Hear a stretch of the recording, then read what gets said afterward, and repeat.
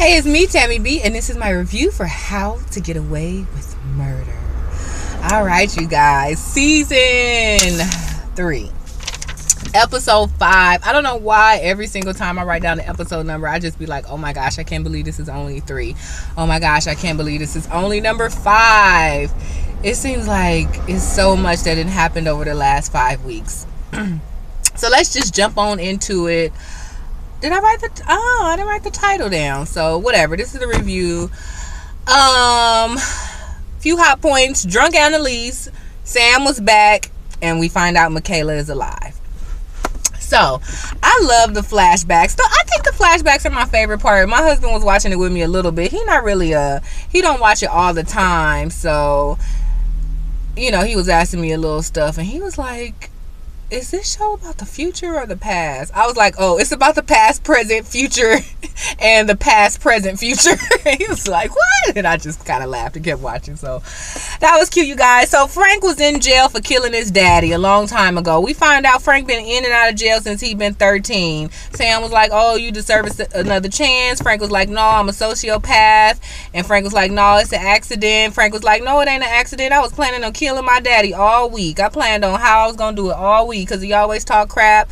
So I planned it, and I was happy about it. So I couldn't catch what they said. So did he rig something, and then a TV or something fell on top of the daddy, and the daddy died? So he was in jail, but he was up for parole. This is Frank. And but he kept doing stuff like getting into fights, doing disorderly conduct, not acting like he wanted to get out. So I guess his auntie called Sam's sister, and Sam told her sister, like, hey, you know, my friend nephew in jail, see if you can help him out because he crazy. So Sam go up there, and Sam take a liking to old Frank. I don't know why. Maybe because he want a son so bad, and he see that in Frank, or maybe, hey, you know, he's a psychologist. Maybe he got a soft spot for sociopaths or whatever. So Frank was like, oh, my wife is a lawyer. I'm going to get her to come down here and help you out. Annalise go down there and talk to Frank, and Annalise wasn't here for it. She was like, you know, it's hard to defend a white boy who just killing on purpose with no probable cause. Like, I think you need to stop playing daddy and fall back. Yada, yada, yada. And that's when we find out. So Bonnie was before Frank, because Sam said something like, oh, I didn't do all that when you asked me to help with Bonnie. And she was like, Bonnie didn't kill her daddy. So at least we know that Frank and Bonnie was from way back in the day. And we knew that, but now we see how even far back they go. And I guess Bonnie was first, then Frank, who came into the fold, that is. So even though Annalise said no, I guess Frank convinced her to go ahead and represent Frank and get her out. So Annalise go down there to talk to Frank, y'all, and right when she about to like help him get his case together, she throws up, you guys, and we just knew that meant she was pregnant. So that's so interesting. We know Frank ended up getting her killed, so that just goes to show, dang, even the day she found out she was pregnant, or probably realized she was pregnant, Frank was there. So to have him end up killing the baby 9 months later, I was like, oh, that was pretty deep. You guys, they showed her having several miscarriages. That was so sad, you guys. When she was brushing her teeth and Sam walked in there, and she just had this look on her face, this sad, horrible look. And then when you scale down, you could see blood coming out of her vagina, just dripping on the hardwood floor. I mean, they didn't show the vagina, but, you know, she had on a robe, so it was just dripping straight down. Y'all, her face was... oh my god, like my heart hurt for her in that moment. Like Viola Davis, I don't know, I've personally never had a miscarriage, but how I can imagine, well, for the people who be wanting a baby, especially when you just trying, like, oh my gosh, it's happening again. Like, and it was clear that it had happened so much for them that it was, Frank knew what to do. He was like, I'll call the doctor. And just the fact that the look on her face looked like it's happening again. Like, I know this is it. You know, like, because sometimes, oh, you know, some women will bleed through pregnancy and not be a miscarriage. It just be how they little thing go. But the fact that she just knew that that's what that meant, oh my gosh, y'all, the look on her face, I was just like, oh. So yeah, that was sad. So Frank killed Maloney, Wes's dad, right? And only reason I say that is because this is the first time Frank admitted it. And I don't know if you guys needed 100% confirmation, but I did. We assumed Frank did it, but we never, of course we didn't see who pulled the trigger, so we never knew. Or to me, it was a possibility that Frank arranged it. Like, oh, I'm going to drop Wes off, but I'm going to hire a sniper to shoot him, But to finally hear Frank say that I did it, okay, that was kind of some confirmation for me. But I kind of missed the why. He said because he said he had Wes there because if Annalise found out before the killing got done, she wouldn't have Frank sniped if Wes was there. I kind of get that, but I didn't get the exact reason that he killed Maloney.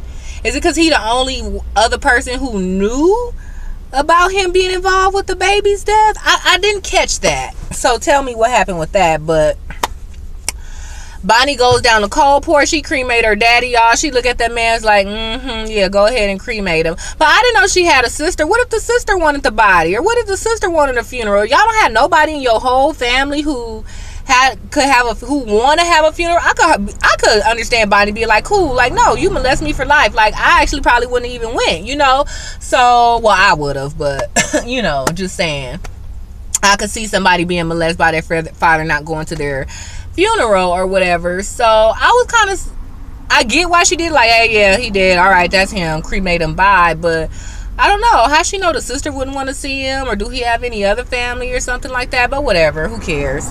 The daddy did. Frank killed him. Bonnie said cremate him, and she wasn't even here for the ashes. She just started walking out when the guy was like, so what you want to do with the ashes? Da da da da da.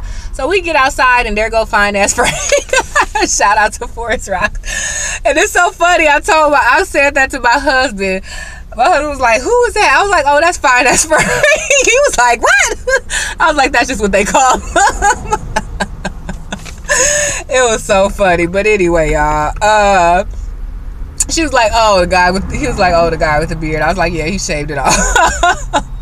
So they all hug and she say thank you. So what was that about, y'all? Did she ask him to do it a long time ago and he just getting around to it? Or have they been talking all this time, y'all? But whatever. They go down to the motel and they kicking it. I'm not here for it. I'm not here for Frank and Bonnie being boozed. No, I don't like it. Did they hook up before and they never said it? Or was this the first time? So they all spend the night in this Roche motel. I'm like, Frank, you got too much money in that briefcase. I know you living low, but boy, I know you got a fake ID. You could at least stayed at the Marriott Courtyard. Like, why you gonna take her to the Snooty Fox? Like, no. So anyway, the Snooty Fox, y'all. Well, I'm pretty sure all y'all watch Poetic Justice. You know how they was talking about the hood hotel that the booze take the kids to in the 80s, or the booze used to take us to, like, in the 80s and 90s. Not me. All right, I've been there. But what I was trying to say was, I got sidetracked. So let's go.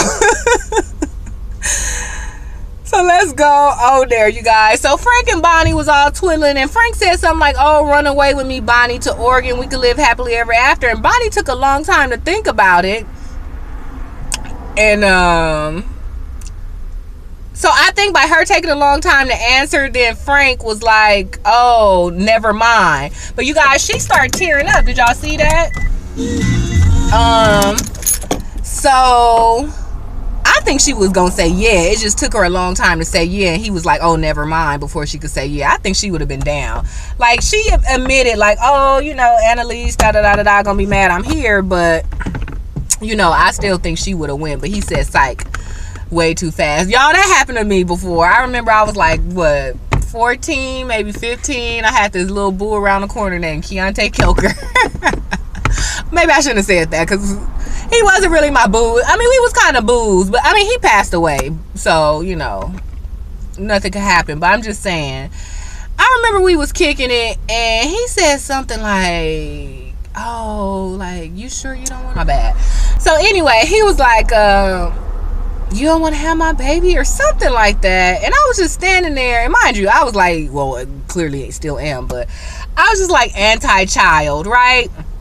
But I never had nobody who made it seem like they wanted to have a baby with me, right? So that was the first time I was like ever faced with that. So I was sitting there and I was just like, And in my head, I was thinking, I was like, well, you do live around the corner. You got a house. Your grandma's nice. Maybe I could just bring the baby around. So in my head, I was starting to process the idea.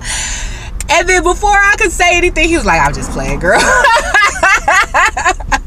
I don't know why I still remember that to this day. Because I think in my head, from that point on, I was like, girl, your ass is dumb. You about to ruin your whole plan just because one boy said, like, oh, you want to have, you know, joked about having a baby. Like, I think I've remembered that for that reason. Like, girl, don't ever, like, change. Don't ever even let somebody think about letting you change your life plans. Because just like this, it could be a joke. But even if it was a joke, girl, nah. So, I don't know. Maybe that's why I remember that. But anyway. So, whatever. They just twiddled or had sex or whatever. I'm glad they didn't show it all. Because I didn't want to see that. Because I don't want them to be together. And then, so Frank had a nightmare, and then Bonnie woke him up at the nightmare. So to soothe him from being all terrified of the nightmare, she started continuing the story. So yeah, when we go to Oregon, you know, we're going to have babies and da-da-da. And it's so funny. No, Frank had mentioned the babies earlier. So early, at first when Frank was like, oh, Bonnie, run away with me, I didn't think he was saying to be together as boyfriend and girlfriend. Because he was like, oh, we'll get jobs, get mileage jobs. I was thinking he was saying, like, we've been under Annalise for so long. We do so much corrupt stuff. Like, let's just get away from it. That's what I thought he was saying. Like, but not boyfriend and girlfriend. Let's just run away as friends together or whatever. Now, I would have been here for that idea. I do think Frank, well, I want Frank back, but if it was real life and this was their story, I would be down for Frank and Bonnie getting up under that and going on with their lives because they had been tied to Annalise for so long. So I would have been here for that. But then when he was like, and have babies, I was like, oh, so you want to have, y'all, you talking about having sex with her. So whatever. So the night goes on. Next morning, Bonnie get up, go get some breakfast. She come back. Frank was gone, y'all. The room was clean. And he was gone. And she just sat down and cried. I felt sad for her. Like, even though I don't want her to be, I don't like them together as a couple. Just the fact that, you know, I mean, you know, she got molested. The daddy died. Now, I'm pretty sure it probably took her a long time to have sex with a regular person once she became an adult. So she gave something to Frank, and now he gone. Like, you know. So it's kind of sad for her, but whatever. Beauty shop scene, y'all. That scene was everything. I was like, come through, black girl magic. Y'all, Annalise went to get her due did. She had Mary J. Blige sewing in her perm yaki. She had Paula Jai Parker sweeping up the hair. She had the homegirl down the street doing her girl hair next to her. You had your fellow friendly neighborhood crackhead come through trying to sell some magazines as usual. I was like, if that is not the epitome of a black hair salon, you guys, y'all know. I mean, sometimes it'd be a crackhead, but sometimes it'd be a real or a non-crackhead coming in selling stuff. But y'all know how our people come through be selling stuff, boy. That's my best and worst part of the beauty supply. My best part, because hey, usually if I'm getting my hair done, I got a whole bunch of errands to run anyway. So if somebody happened to come by with a cell phone charger or a purse that I was gonna buy when I got to the mall later anyway, boom, perfect, 2 birds in 1 stone. But the bad part is, dang, I had already budgeted for the hair, so I can't be buying no extra fruit baskets, hustle man, like, you know. So that was cute. And just the conversation about cheating men, about fine men. You know, we talk about that all the time. So I was here for it. I thought it was cute. And I was like, Mary J. Blige, you look like you was sewing in them tracks for real, girl. You know how to do hair. So that was cute. And then it was so, you know, we know Mary J. Blige did drugs in real life. So I was kind of wondering when she was speaking about how she used to do drugs back in the day for 15 years. I was like, I wonder, was that her real life story or was that her actress, Mary J. Blige, the actress in How to Get Away with Murder life story? So I don't know if we'll see some more of them, but hopefully so. And Paula Jai Parker, she was herself. You know, that was definitely who she is. You know how we always joke, a lot of the R&B divas just basically play themselves. And that is what she did, but it just worked so well in this scene. So kudos, Shonda, for that. Bonnie left Annalise a list of AA meetings so she could attend, and she actually goes to one. When she goes there, she sees the other black girl president. Remember last week I was saying it was something about them that I liked, their dynamic, or I was hoping they was in cahoots. So this was kind of that, because the president, her name is President Hargrove. She went to Annalise after the meeting and was like, hey, I'm glad you decided to get some help. And I thought that was cool, but Annalise wasn't here for it. She wasn't here for none of that. Annalise was like I'm only here because I need to get my job back. I'm going to sue y'all. Y'all need to give me my job back. And the girl was like, this is not the place for this. She was like, I don't care what you think. Give me my job back. F your couch. Bye. So that was that. But I just like how Hargrove came to her. So the next day, Annalise went to her job, was like, if y'all don't give me y'all job back, I'm basically suing y'all for $50 million. And the lady was like, that's a lot. She was like, go big or go home. So she was like, she'll see what she can do or whatever. But at the end, she just walked up to her and was like, look, Annalise, like all BS aside, like alcoholism is a serious issue. I tried to kick it on my own and I couldn't do it, so get some help. So I was really glad to hear old girl reach out to her like that or whatever. Because little dude did old girl know the night before Annalise did fail, y'all. So Annalise had, before she went to the AA meeting, I think, or maybe when she came home, she cleared out all of her alcohol, y'all. She had a gang of alcohol, and she threw it away. But what was dumb, she put it all in a banker's box and then she threw it all in the trash. I'm like, why wouldn't you throw the banker box in the trash outside? Or why wouldn't you just throw the bottles in the trash in the first place? Like, that was dumb. But you know, she ended up being cool, throwing away the liquor. She had found a bottle that was for her and Sam from a long time ago. I guess they first night they moved in the house, it was like some liquor or that he got from his family, or some bubbly or something like that. And they drank it and it was horrible. But that was like the first bottle of liquor they ever drank in that house to celebrate them getting that house. Now, I personally would have kept that. But of course, that's me coming from a non-alcoholic perspective. So I, you know, if I really needed to ever kick alcohol, maybe I shouldn't keep that bottle. But I just felt like it was kind of sentimental. But, you know, I could imagine as an alcoholic, not even I can imagine, I know, you know, you don't need no triggers or whatever. So I get it. Plus, you know, no shade, but he dead anyway. So, I mean, maybe for her that's double reason to get rid of it, so I won't think of my dead husband, and then also so I won't drink it. But little do she know, we know she wake back up in the middle of the night, y'all. She drank that tequila to the head, boy. She gets drunk, she be dancing. That's how I act when I drink in public, but when I'm at home, well, I guess I be dancing and cleaning up and drinking. But I don't know, when I get drunk at home, it don't make me feel like I'm at a party by myself. Yeah, I just be chilling. But whatever, she get drunk, she throw up, Wes come over, she invite Wes in, try to dance with Wes help her throw up and get herself back together. And she was like, Wes, why you even being nice to me? I know you wanted to kill me because I saw the look in your eye when you shot me. And he was like, well, you take care of me, so I just want to take care of you. So I thought that was cute. And you know, it definitely seemed like a little sexual something was gonna go down. I was like, oh gosh, no.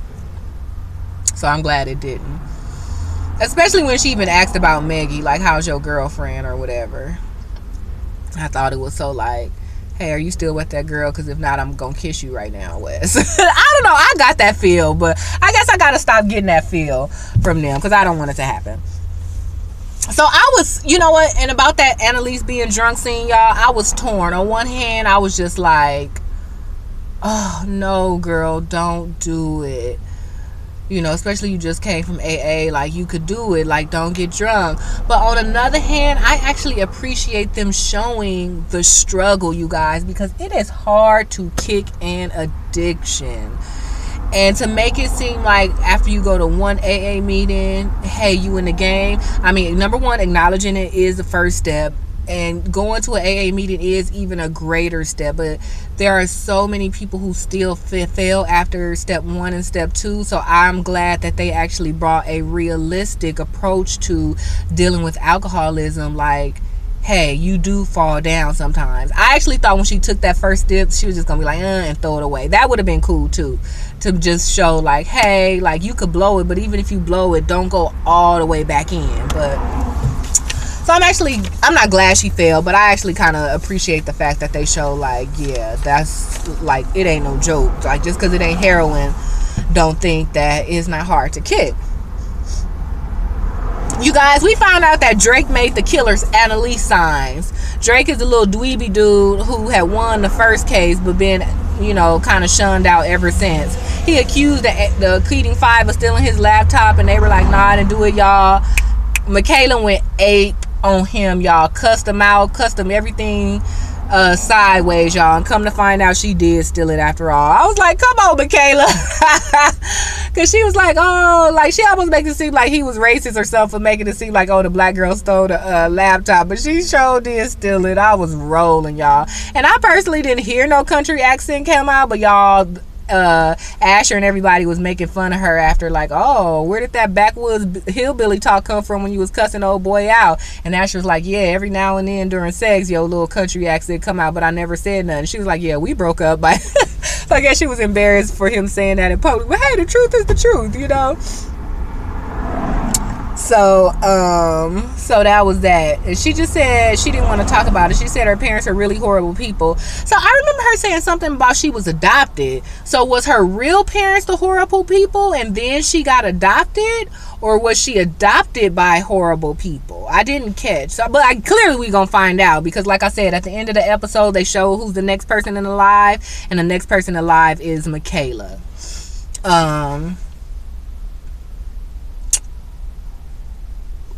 Oh, Bonnie and Oliver is at the hospital. They calling people just to find out what's what.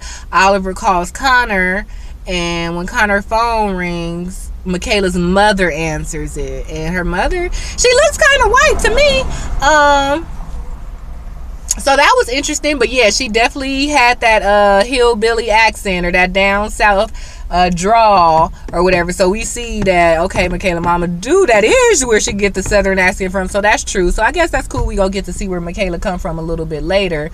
But yeah, so her mama gives Michaela the phone. So Oliver tells Michaela, hey, Annalise had a fire at her house, somebody is dead, and Laurel is pregnant. So now we see that Michaela is alive, but that don't mean Connor is out the clear just because she got his phone, but where could he be, So now I guess it's out of Asher, Connor, Wes, Nate, Frank.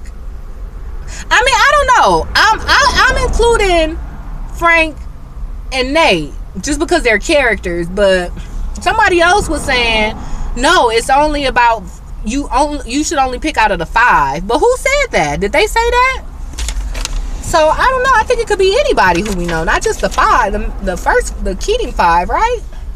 Anyway, so that was pretty much it. This is going on long enough. And the only thing else I wanted to say was Laurel told Wes that Frank is not dead. So Wes runs over to Annalise and was like,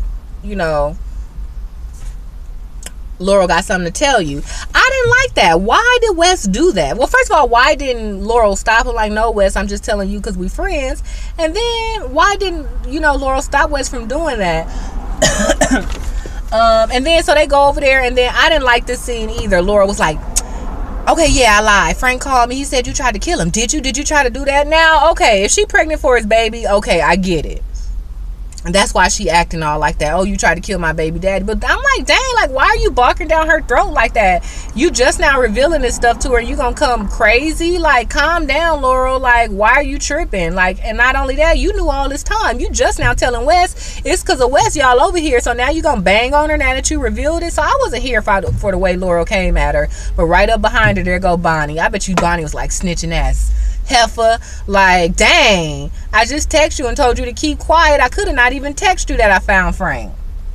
So that was that, you guys. So I wasn't here for the way Laurel was questioning Annalise, but like I said, I do kind of get it. But hey, that was that. And Wes told Laurel, oh, I'm gonna break up with Maggie because I don't know why she said, oh, but maybe because I'm lying. So Wes went to dinner with Maggie's father, and the father was asking typical questions. Who are your parents, where they're at, what they do? And Maggie was trying to protect Wes, like, oh, don't grill him, leave him alone, da da da da da. And the dad was like, these are normal questions, I don't think I'm going hard. But Maggie was like, his parents are dead. And then he was like, oh, okay, my bad. And then the dad was like, oh, how'd your mom die? And he was like, stomach cancer. And I don't know if y'all saw that, but Maggie did a face So that face means something to me. I think that face means he told her something else, or he never said stomach, specifically stomach cancer, maybe just cancer. But I don't know, why wouldn't you lie? Why wouldn't you tell the truth? I mean, it is a weird story, but I would tell the truth if my mom was murdered. So I don't know, but maybe just not wanting to deal with it, but whatever. And technically, I guess he still don't know every single thing, right? He know, I guess, what we found out in last season, but whatever. So anyway, you guys, that was How to Get Away with Murder. I don't know, even though a lot of stuff happened, I was just kind of like, it was okay, but few good things. So that was it, you guys. So that's it. I hope you guys enjoyed my review. Today is Friday. I hope you guys enjoy the rest of your weekend, and I will see you in another video. You know what's up. Give me the thumbs up on this video. Go ahead and check me out on Twitter at TammyB_. All right, bye.